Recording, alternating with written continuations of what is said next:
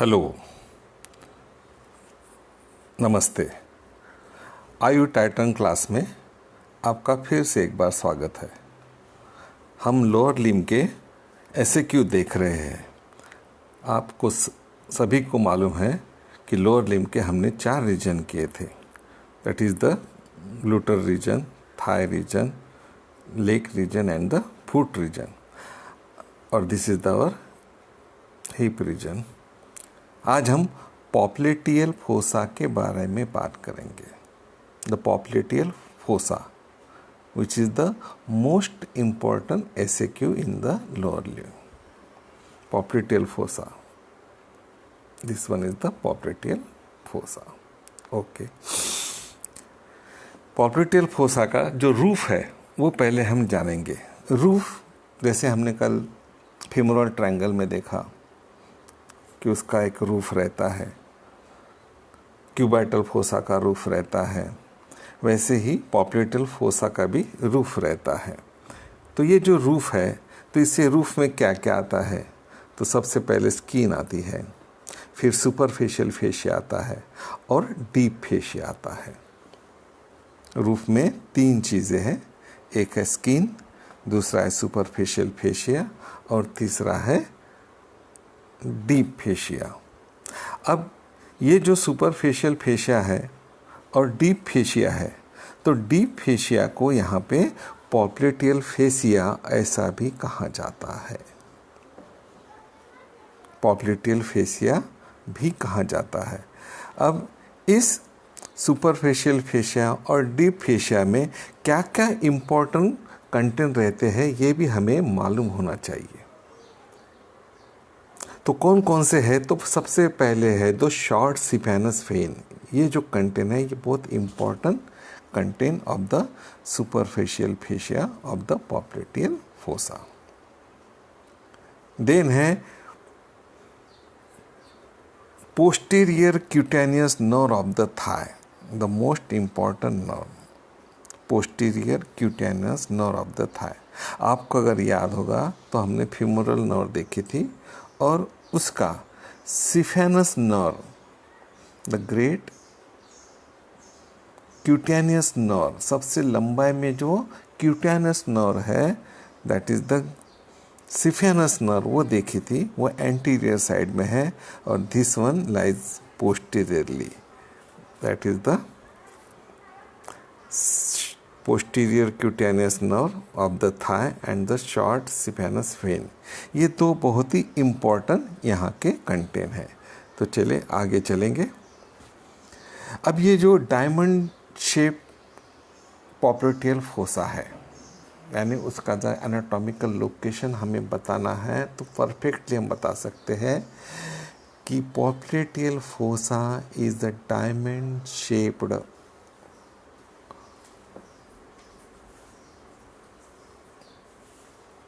diamond shaped, this is the diamond shape, which lies behind the knee joint, which lies behind the knee joint or back of the knee। यानी इसके जो anatomical location है वो ऐसे हम दोहरा सकते हैं कि popliteal fossa is diamond shaped and lies behind the knee joint और बैक ऑफ द नी। अब ये डायमंड शेप है तो इसके जो बॉर्डर है वो ज़रा अलग तरीके से है। जैसे हमने ट्रायंगल देखे, ट्रायंगल का बेस रहता है, 2 बॉर्डर रहती है।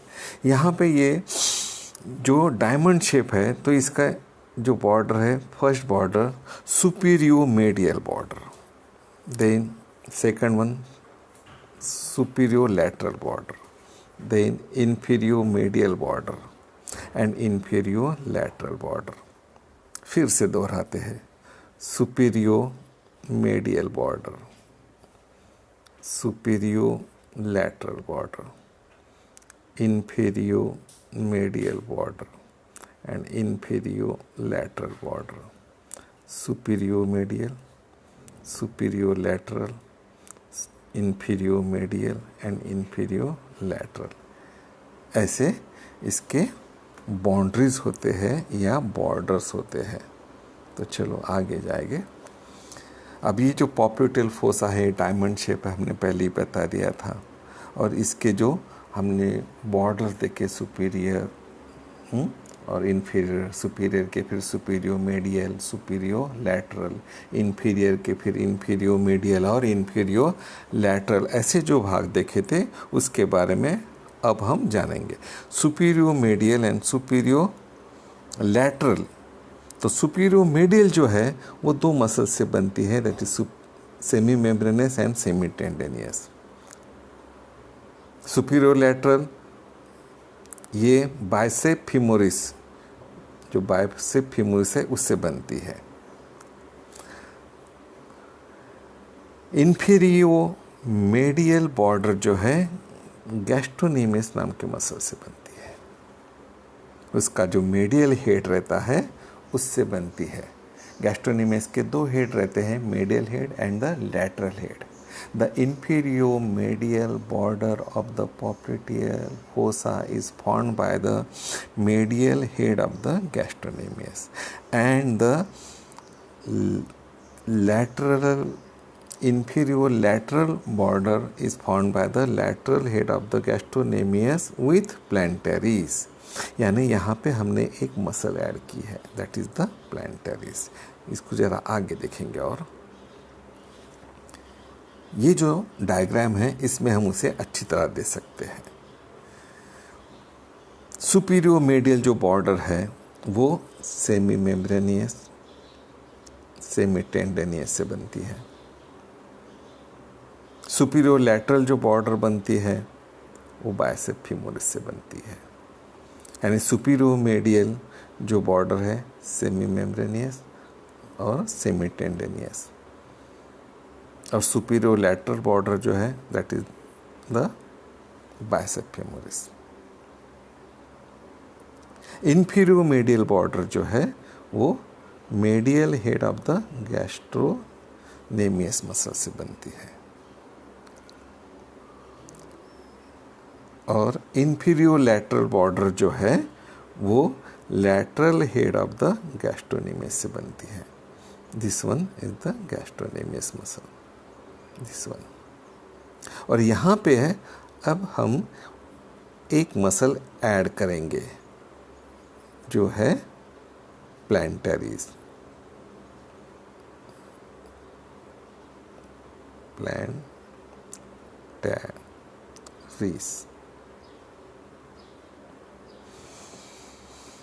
यानी पॉप्यूटेल फोसा का जो इन्फीरियर लैटरल बॉर्डर तैयार होता है वो lateral head of the gastrocnemius and plantaris muscle से तैयार होता है। वैसे कोई भी यही बताता है, यहाँ इस डायग्राम में तो प्लांटरिस नाम के मसल का उल्लेख भी नहीं है, लेकिन ये जो डायग्राम है शायद ये अपूर्ण है। Inferior lateral border of the popliteal fossa is formed by the lateral head of the gastrocnemius and the plantaris muscle। ये आपको हमेशा याद रखना है और इसे ऐसा ही परीक्षा में लिखना है तो अच्छे मार्क्स मिलते हैं। आपने सिर्फ inferior lateral border is formed by the lateral head of the gastrocnemius muscle ऐसा लिखा तो चलता है, लेकिन अच्छी तरह नहीं चलता। उसके जगह और प्लांटरिस मसल का भी एडिशन आपने करना चाहिए। चलो आगे चलते हैं। The content of the popliteal fossa. अब ये जो कंटेंट है इसमें, तो इसमें सबसे इम्पोर्टेंट 6 कंटेंट है, 6 कंटेंट। इसको हमेशा हमने याद रखना चाहिए। पहला कंटेंट कौन सा है? Popliteal artery and popliteal vein, popliteal artery and popliteal vein. Then second, the small saphenous vein. Third one, the common peroneal nerve and the tibial nerve. अब ये जो है tibial nerve and the common peroneal nerve are the branches of the sciatic nerve. Are the branches of the sciatic nerve. Sciatic nerve जो है वो popliteal fossa में आके divide होती है दो ब्रांच में। कौन कौन से दो ब्रांच है?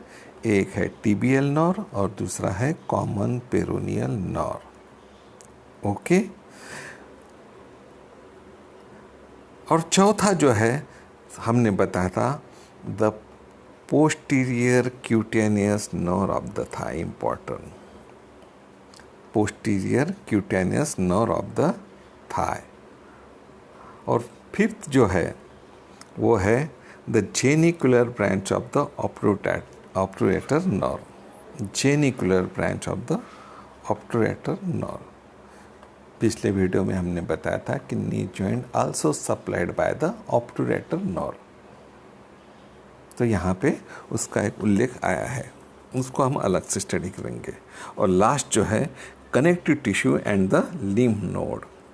Connective tissue and the lymph node, यानी इसे हम फिर से याद करेंगे कि इसमें कितने कंटेंट रहते हैं। पॉप्लिटेल फोसा में इसमें 6 कंटेंट रहते हैं। कौन कौन से? First, popliteal artery and popliteal when. Second, the small saphenous when. Third one, the common peroneal nerve and the tibial nerve, which are the branches of the sciatic nerve, which divides in the popliteal fossa. Fourth one is the posterior cutaneous nerve of the thigh है। Fifth जो है the genicular branch of the obturator nerve है। And जो last छठवा है that is the connective tissue and the lymph node. चलो आगे चले। पॉप्लिटेल फोसा के जो कंटेंट हम सीख रहे हैं उसमें जो पॉप्लिटेल आर्टरी है उसको अगर देखा जाए तो what is the popliteal artery? It is a continuation of the femoral artery. वो कैसी होती है? तो हमारे थाई में एडक्टर मैग्नस नाम की एक बड़ी मसल है। Adductor Magnus, adductor Magnus, adductor Brevis and adductor longus, ऐसे 3 प्रकार की मसल रहती है। अब एडक्टर मैग्नस, ये नाम ही बता है मैग्नस यानी बड़ी मसल, ग्लूटस मैक्सिमस यानी बड़ी मसल। तो एडक्टर मैग्नस में एक नेचुरल छेद या हाइटस रहता है, उसमें से वो फीमोरल आर्टरी पास होती है और उस हाइटस से पास होने के बाद उस फीमोरल आर्टरी को हम पॉप्लिटेल आर्टरी कहते हैं। अब ये जो पॉप्लिटेल आर्टरी है ये डाउनवर्ड जाती है और इसके भी 2 भाग होते हैं, that is the anterior tibial artery and the posterior tibial artery. Anterior and the posterior tibial artery. चलो आगे चलते हैं। अब ये जो है ये फिगर जो है उसी कंटेंट का है, थोड़ा इसको झूम कर लगे तो देख लेंगे हम। इसमें ये जो येलो कलर की हमें जो दिखती है that is our sciatic nerve के 2 branches, that is tibial nerve and the common peroneal nerve. Tibial nerve and the common peroneal nerve, this is our common peroneal nerve and this is our tibial nerve। इसको हम जो है इसको हम tibial nerve जो है, ये tibial nerve और ये common peroneal nerve। वैसे ही इसे अगर देखा जाए जो रेड कलर की है that is our popliteal artery, which is nothing but it is a continuation of the femoral artery। वो भी इसमें डिवाइड होती है लेकिन वो नीचे की तरफ डिवाइड होते हैं, not exactly in the popliteal fossa, थोड़ी नीचे लोअर बॉर्डर में वो होती है। Anterior tibial artery this one and the posterior tibial artery this one. और यहाँ पे हमें एक ब्लू रंग की जो रचना मिलती है दिखाई देती है that is our popliteal vein. That is our popliteal vein. ये 3 जो मेन कंटेंट है ये हमें याद रखना चाहिए। चौथा है स्मॉल सिफेनस वेन। 5वां जो है posterior cutaneous nerve of the thigh. और बाद में genicular branch of the obturator nerve and the lymph node and the tissues, connective tissues. Okay, इसको जरा फिर से कर लेते हैं और आगे चलते हैं। अब पॉप्लिटियल फोसा जो है उसे पॉप्लिटियल फोसा क्यों कहा जाता है, इसके बारे में हमने पिछले बार एक बार बताया था। इसका जो फ्लोर है पॉप्लिटियल फोसा का, it is formed by the popliteal surface of the femur, इसकी वजह से इसे पॉप्लिटियल फोसा कहा जाता है। सेकंड, यहाँ पे पॉप्लिटियल आर्टरी है, इसीलिए इसको पॉप्लिटियल फोसा कहा जाता है। थर्ड वन, यहाँ पे पॉप्लिटियल मसल है, बहुत ही इम्पोर्टेंट मसल है, इसकी वजह से भी इसको पॉप्लिटियल फोसा कहा जाता है। और last, it is a diamond shape popliteal, तो उसकी वजह से भी इसको पॉप्लिटियल फोसा कहा जाता है।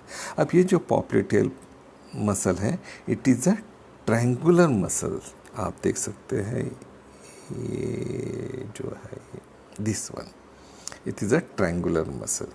ये कहाँ से स्टार्ट हुई है, ये जो है lateral condyle of the femur से स्टार्ट हुई है और टिबिया के यहाँ पे इसका एंड हुआ है। तो ये पॉप्लिटियल मसल हमें इसका उल्लेख इसके बारे में इसमें बताना चाहिए। ओरिजिन देखा, अब इसका इंसर्शन भी थोड़ा यहाँ पे देख लेंगे हम। पॉप्लिटियल मसल जो है ये टिबिया के अपर सरफेस में, पोस्टीरियर सरफेस का तो अपर सरफेस है, वहाँ ट्रायंगुलर एरिया जो रहता है इसमें इसका इंसर्शन है और यहाँ से इसका ओरिजिन है। और ये है हमारा lateral condyle of the femur. जरा यहाँ पे एक रचना हमें दिखाई देती है, जरा उसे देखेंगे हम। ये जो पॉप्लिटियल मसल है और यहाँ पे हमें एक कोलैटरल लिगामेंट दिखता है, this is the collateral ligament, इसके नीचे रहती है वो, that is the fibular collateral ligament. ये है फ्यूमर और ये है हमारा फिबुला। तो यहाँ से ये निकलता है लिगामेंट और इसके नीचे ये हमारी पॉप्लिटियल मसल रहती है। और सबसे अहम बात, ये जो पूरा स्ट्रक्चर है, पूरा ये पॉप्लिटियल इंक्लूड पॉप्लिटियल मसल, ये नी जॉइंट के कैप्सूल में रहता है। यानी popliteal muscle always lies in the intra capsular region, पूरा कैप्सूल में रहता है, इसीलिए नी जॉइंट एकदम स्ट्रांग रहता है, प्रोटेक्ट रहता है। नी जॉइंट जो है हमारा साइनोवल जॉइंट है और यहाँ पे हमने देखे हैं कि सबसे ज़्यादा साइनोवल फ्लूइड कहाँ पे रहता है, तो नी जॉइंट में रहता है। तो चलिए आगे चलते हैं। अब ये जो फोटो है इस पे मुझे एक बात याद आई है। हमने अभी पॉप्लिटियल मसल देखी है, तो जब हम चलते हैं, आप चलते हैं, तो हमारा एक पैर ज़मीन के ऊपर रहता है, दूसरा हम उठाते हैं। तो उस उठाने की जो एक्शन है, because of the popliteal muscle, इसीलिए इसका इम्पोर्टेंस ज़्यादा है। कभी उसके बारे में डिटेल में बात करेंगे, उसके ऊपर अलग से एमसीक्यू हो सकता है। चलो आगे जाइए। अब applied anatomy of the popliteal fossa. तो पहले एनाटॉमी है पॉप्लिटियल एन्यूरिज्म। एन्यूरिज्म जो है, जो पॉप्लिटियल आर्टरी है, उसकी जो वॉल ऑफ द आर्टरी ये वीक हो जाती है, किस कारणवश, ट्रॉमा की वजह से बोलो या इन्फेक्शन की वजह से, और वहाँ एक बल्जिंग टाइप तैयार होता है ना, बल्ज, वो फूक जाता है और कभी कभी ये फिर फट जाती है आर्टरी। और ये फट जाने के बाद बहुत बड़ी ब्लीडिंग होती है, और ये जो ब्लीडिंग हुई है पॉप्लिटियल आर्टरी की, ये बहुत डेंजरस रहती है। तो इसीलिए पॉप्लिटियल एन्यूरिज्म ये सबसे इम्पॉर्टेंट माना जाता है अप्लाइड एनाटॉमी में। फिर से दोहराते हैं, पॉप्लिटेल एनेरिज्म, पॉप्लिटेल आर्टरी, उसकी जो वॉल ऑफ द आर्टरी ये वीक हो जाती है। उसके बहुत से कारण रहते हैं, एक ट्रॉमा भी है, डिसीज़ भी है, इन्फेक्शन भी है, और ये जो फिर बल्ज हो जाती है और फिर वो वॉल जो है वो फट जाती है और कंटिन्यूस ब्लीडिंग शुरू होता है, तो डेंजरस स्थिति होती है। चले आगे चले।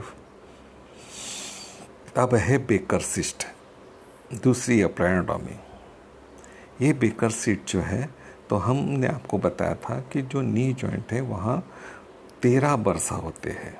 कितने? 13। द नी जॉइंट हैज़ 13 बरसा।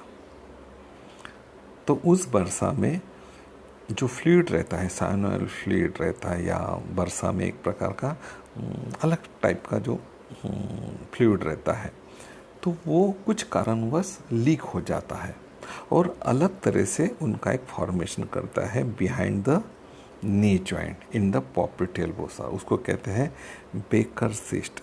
बेकर सिस्ट इसको इसलिए कहा जाता है कि ये एक साइंटिस्ट थे, मेरे ख्याल से ब्रिटिश साइंटिस्ट थे, और इन्होंने यहाँ के ऊपर सर्जरी या ये सिस्ट के कारण क्या क्या हो सकता है इसका इन्वेंशन किया था। इसकी वजह से इनका नाम यहाँ पे दिया गया है। तो दर्शन स्पर्शन प्रश्न ही हम यहाँ पे इजीली दे सकते हैं कि ये जो बेकर सिस्ट है ये बहुत ही अच्छी डायग्राम है। It is the leakage of the बरसा। ओके, चलो आगे चलते हैं। अब जो लास्ट है that is the varicose vein. ये सबसे कॉमन है और फीमेल में ज़्यादा पाया जाता है वेरिकोज वेन। अब वेरिकोज वेन, ये जो वेन है यहाँ पे दिखती है, देखो इसका अगर आप शेप देखेंगे तो ये जरा स्पाइरल टॉर्टस ट्विस्टिंग जैसा दिखता है।